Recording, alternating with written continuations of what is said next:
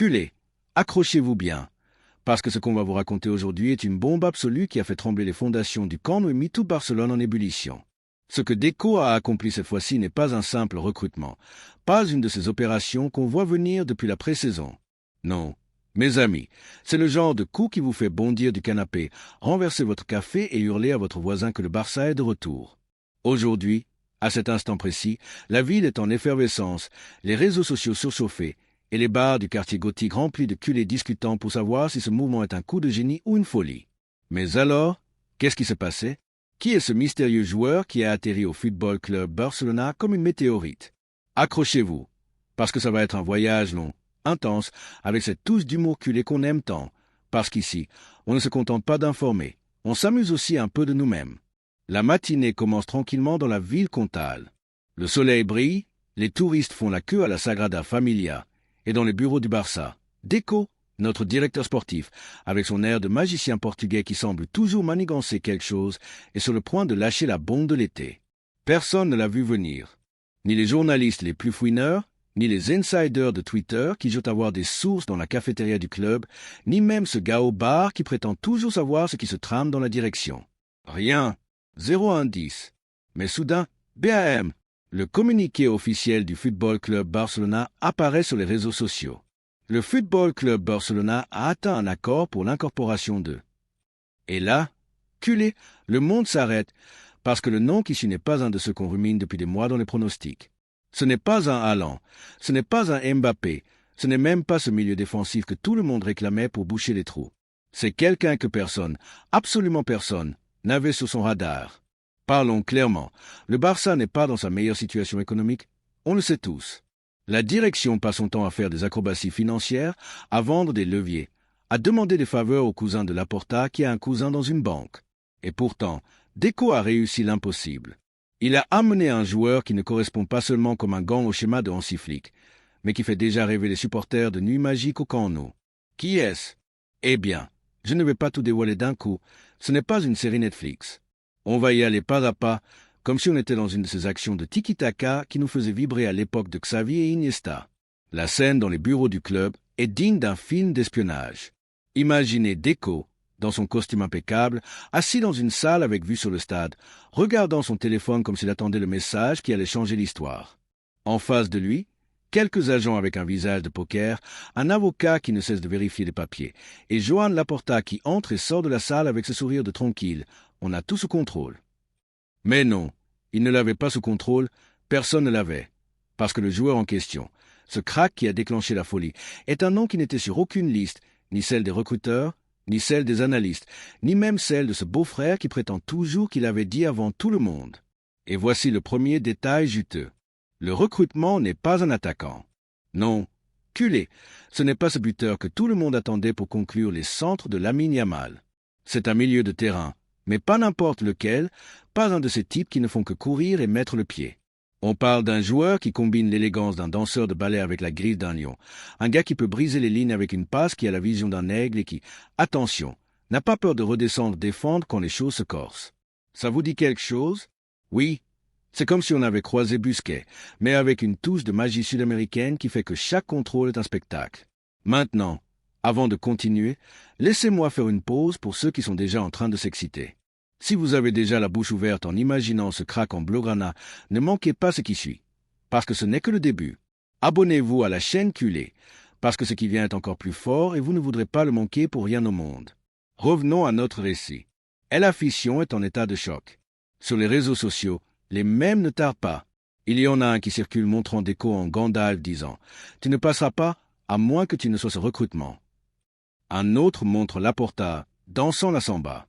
Parce que oui, le nouveau joueur a des racines latines qui ont enfermé l'imagination de tous. Mais au-delà des blagues, il y a un débat sérieux. Est-ce que c'est le mouvement dont le Barça avait besoin? Parce que soyons honnêtes, l'équipe a eu un été mouvementé. Entre les blessures, les départs de joueurs qui ne s'intégraient pas et la pression de rivaliser avec un Real Madrid qui semble être un rouleau compresseur. Le Barça avait besoin de quelque chose de grand. Et Deco, avec ce calme qui le caractérise, a frappé un grand coup sur la table. Parlons du joueur. Appelons-le pour l'instant le mystérieux. Non pas qu'il n'ait pas de nom, mais le révéler tout de suite, ce serait comme dévoiler la fin d'un film de Nolan à la 5e minute. Ce gars de 24 ans vient d'une ligue qui n'est pas dans le top 5, mais qui a été une mine d'or pour le football mondial ces dernières années. Pas le Brésil, pas l'Argentine, plus au sud. On parle d'une ligue sud-américaine qui a donné des joyaux comme Neymar ou Ronaldinho en leur temps. Et non, il n'est pas brésilien, même s'il a ce toucher de samba dans les pieds. C'est un Argentin, mais pas un de ceux qui arrivent avec l'étiquette de nouveau Messi. Celui-ci est différent. C'est un gars qui a grandi dans l'ombre, loin des projecteurs, mais qui, dans son équipe, était le moteur, le cerveau, l'âme. Un leader silencieux qui n'a pas besoin de crier pour que tout le monde le suive. L'histoire de son arrivée au Barça est presque aussi épique qu'une finale de Ligue des Champions. Il s'avère que Deco le suivait depuis des mois. Des mois, culé, des mois. Pendant qu'on débattait pour savoir si Gavi devait jouer plus en avant ou si Lewandowski avait encore du carburant, Deco était dans son bureau à regarder des vidéos de ce gamin comme un ado accro à YouTube. Et ce n'était pas que lui. Hansi Flick, qui n'est pas précisément du genre à s'enthousiasmer facilement, a vu un couple de matchs et a dit « C'est notre homme ». Et quand Flick dit quelque chose comme ça avec son visage de général allemand qui semble prêt à envahir le milieu adverse, vous savez que c'est sérieux. L'accord n'a pas été facile. Le club d'origine ne voulait pas le lâcher. C'était leur joyau, leur capitaine, leur tout. Mais le Barça, avec ce mélange de charme et de pression que seul Laporta sait manier, a réussi à conclure l'opération. Le prix? Eh bien, voici une autre surprise. Ce n'était pas une folie. On ne parle pas des 100 millions qu'on vous demande pour n'importe quelle promesse de 18 ans aujourd'hui. Ce fut un recrutement stratégique de ceux qui vous font penser que Deco a un master en économie en plus du football. Disons que le Barça a payé le juste prix, avec quelques variables qui dépendent de si le gars devient le prochain Xavi ou s'il reste simplement un très bon joueur.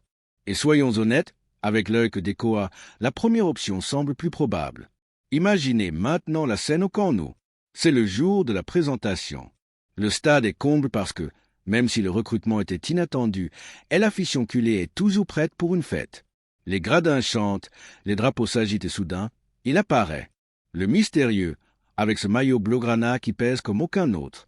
Le gars marche avec un calme impressionnant. Ce n'est pas un de ceux qui se pavanent, mais ce n'est pas non plus un de ceux qui se cachent. Il regarde le public, lève la main et fait un geste qui est déjà devenu viral, un clin d'œil à la caméra comme pour dire « Tranquille, ça va être drôle ». Et là, culé, le stade explose, parce que ce clin d'œil n'est pas seulement un geste, c'est une promesse. Mais tout n'est pas rose. Sur les réseaux, pendant que certains célèbrent, d'autres doutent. Qui est ce gars? Demande un twitto qui clairement n'a pas fait ses devoirs. Pourquoi on n'a pas recruté un attaquant? Se plaint un autre. Et il n'y a pas ceux qui, avec cet humour si typique, plaisantent en disant que Deco a trouvé le joueur dans un match de FIFA 25 et a décidé de le recruter. Mais au-delà des blagues, il y a un consensus. Ce recrutement est un risque, mais un risque calculé. Parce que si quelque chose a prouvé Deco, c'est qu'il ne fait pas de coups sans filet. Ce n'est pas un caprice, c'est un pari sur l'avenir. Parlons de ce que ce gars apporte à l'équipe. D'abord, sa polyvalence. Il peut jouer en tant que numéro 6, numéro 8, voire même numéro 10 si Flick veut se faire plaisir et essayer quelque chose de nouveau. Il a une passe longue qui semble être un laser, un contrôle qui vous fait penser que le ballon est collé à son pied, et une capacité à lire le jeu qui rappelle les meilleurs moments d'Iniesta. Mais ce n'est pas que de la technique, ce gars a du caractère. Dans sa ligue, c'était celui qui portait l'équipe sur ses épaules quand les choses se compliquaient. Et au Barça, où la pression est comme l'air qu'on respire, c'est de l'or pur. La question maintenant est de savoir comment il s'intègre dans le schéma de Flick. Parce qu'ainsi, avec cette mentalité de « on va presser jusqu'à ce que l'adversaire demande grâce », a besoin de joueurs qui non seulement de la qualité, mais qui courent comme si leur vie en dépendait. Et c'est là que le mystérieux brille. Lors des entraînements, on l'a déjà vu récupérer des ballons comme un pitbull, mais avec l'élégance d'un félin. Les coéquipiers sont impressionnés. Pedri, qui n'est pas du genre à s'émerveiller facilement, a déjà dit en privé que ce gars est une folie. Et quand Pedri dit ça, vous savez que c'est sérieux. Mais ce n'est pas que de la tactique et des statistiques. Il y a quelque chose dans ce recrutement qui va au-delà du terrain. C'est l'illusion. Parce que soyons honnêtes, les culés, on a traversé des moments difficiles, des défaites qui font mal, des saisons sans titre et cette sensation que le Real Madrid nous regardait dans le rétroviseur en accélérant. Mais ce mouvement de Deco a redonné l'étincelle. Dans les bars, dans les penins, dans les discussions WhatsApp, on parle de lui, de comment il pourrait être le début de quelque chose de grand, de comment, peut-être, cette année, le Barça pourrait retrouver son trône. Et voici un autre moment pour ceux qui sont accrochés à cette histoire. Si vous sentez cette émotion culée qui ne s'explique pas, mais qui se vit, abonnez-vous à la chaîne, parce que ce que vous allez voir dans les prochains jours va être encore plus épique.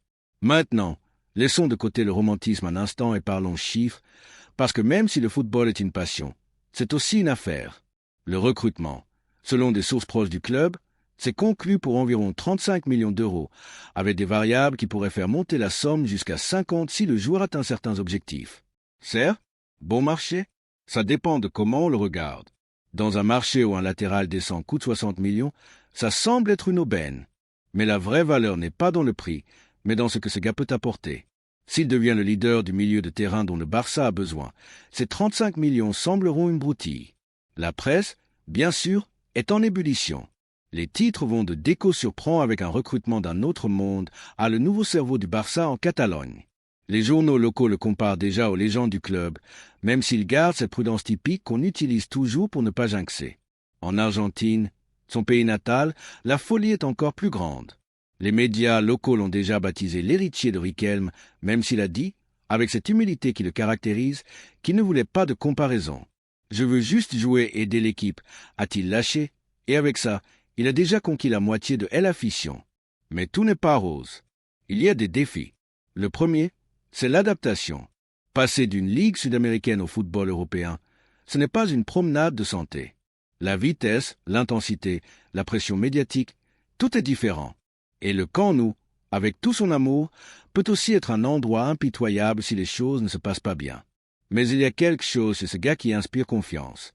Peut-être c'est son regard, ce mélange de sérénité et d'ambition. Peut-être c'est que Deco et Flick ont parié si fort sur lui qu'il est difficile de ne pas y croire. Le deuxième défi, c'est la compétition interne, parce que le milieu de terrain du Barça n'est précisément pas une promenade dans le parc.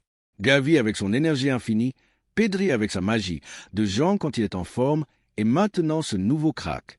Flick va devoir faire des miracles pour que tout le monde s'intègre. Mais s'il y a quelqu'un qui peut le faire, c'est bien lui. L'Allemand a déjà prouvé qu'il savait gérer des vestiaires pleins de talent, et ce recrutement est une preuve de plus qu'il a confiance en son projet. Alors, culé, nous voici immergés dans cette folie qui ne cesse de grandir. Chaque jour apporte une nouvelle histoire, un nouveau détail, une nouvelle raison de croire que ce recrutement pourrait être le début de quelque chose de grand. Le Camp Nou nous attend. Le ballon est sur le point de rouler, et le mystérieux est prêt à écrire son nom dans l'histoire blaugrana. Parce qu'au Barça, les rêves ne s'attendent pas, ils se poursuivent. Si vous êtes en train de vivre cette folie culée et que vous ne voulez pas manquer un seul détail de ce qui va suivre, abonnez-vous à la chaîne, parce que cette histoire est unique et ce qui vient sera encore plus grand. Restez avec nous, parce que le Barça est en train d'écrire un nouveau chapitre et vous ne voudrez pas rester à l'extérieur.